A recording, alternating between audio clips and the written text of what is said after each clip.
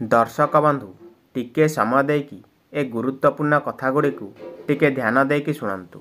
1 number, महिला माने केबे भी घरर दुआर मुहरे बसी भोजन करंतु नहीं, यह द्वारा घर को दरिद्रता आसी थाए। 2 नंबर, महिला माने रोषेई करि सारिबा परे चूल्हा उपरे कौनसी अन्य जिनिस रखंतु नहीं, यह अमंगल होई थाए। 3 नंबर, महिला माने केबे भी संध्या पूजा समय रे काहारी को थटा किंबा अपमानित करंतु नहीं, यह द्वारा घरर घोर अमंगल होई थाए। 4 नंबर, महिला माने केबे भी लुण रखुथुवा पात्र को खोला रखंतु नहीं, यह द्वारा घरे धनर अभाव देखा देई थाए। 5 नंबर, महिला माने सूर्योदय पूर्वरु घर झाड़ू मारिले धन वृद्धि होई थाए एवं सूर्यास्त परे केबे झाड़ू मारंतु नहीं। 6 नंबर, महिला माने जदि किछि धला रंगर जिनिस काहाकू दान करंती तेबे घरे धनर अभाव हेब नहीं। 7 नंबर, जे महिलांक पादर आंगुठी मध्यरे अधिक फांका रही थाए सेमाने धन संचय करि पारि नथांती। 8 नंबर, जे महिला मानक पादर आंगुठी गुड़ाक लागी करि थाए एवं कोमल होई थाए से बहुत सौभाग्यशाली होई थांती।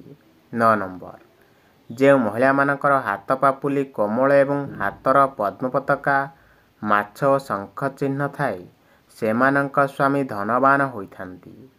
10 नंबर, जे महिलांकर बाम हाथरे बेकरे गालरे ओठरे कानरे तिल चिन्ह थाए सेमाने सुख भोग करि थांती। 11 नंबर, जे महिला मानकर हाथ कोमल लोम न थाए कांध आगकू थाए सेमाने जीवन रे बहुत सुख भोग करती। 12 नंबर, जे महिला माने हसिला बेले पाटी अल्प खोले एवं दांत देखा जाए नहीं से स्वामींक पाई सौभाग्य आनी थांती। 13 नंबर, जे महिलांकर जीभ पतला लाल एवं कोमल होई थाए सेमानंकु उत्तम पति एवं सौभाग्य प्राप्त होई थाए। 14 नंबर, जे महिला मानकर पाटी उपरे 16टी एवं तले 16टी दांत क्षीर परि सफा थाए से स्वामींकर प्रिय होई थांती।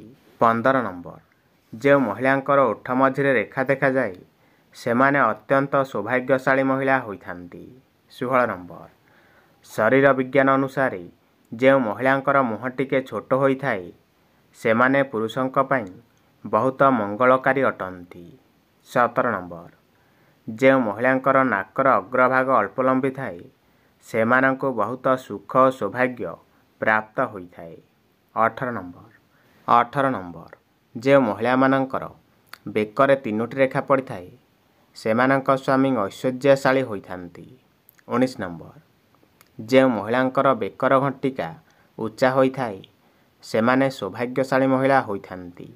20 नंबर, जे महिला मानकर बेक 4 आंगुली विशिष्ट सुंदर और सुढळ सेमाने उत्तम लक्षण युक्त महिला अटंती। 21 नंबर, जे महिलांकर ओठ 2 आंगुली सुंदर और मांसाळ तेबे सेमाने सौभाग्यशाली महिला अटंती।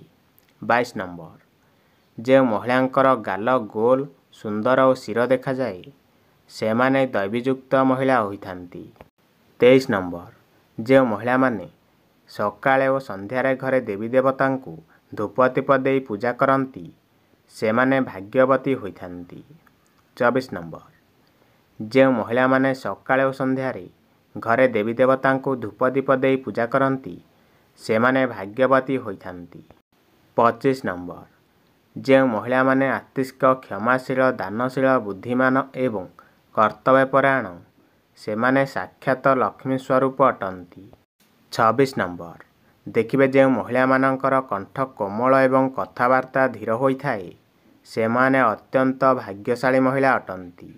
27 नंबर, जेउ लोकर स्त्री थाई पर स्त्री सह रमण करे सही व्यक्तिर स्त्री दुश्चरित्रा और चरित्रहीना होई थांती।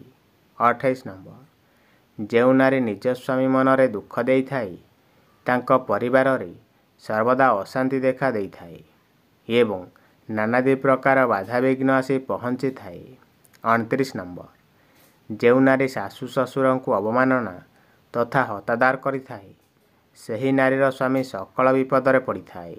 30 नंबर, ଯିଏ ପରନାରୀ ପରସ୍ତ୍ରୀ ଅନୁଡ଼ା କନ୍ୟା ପରଝିଅ ପରବହୂମାନଙ୍କ ସାଙ୍ଗରେ ସଙ୍ଗମ କରେ ସେ ପରଜନ୍ମରେ ନୀଚ ଯୋନିରେ ଜନ୍ମଗ୍ରହଣ କରିଥାଏ।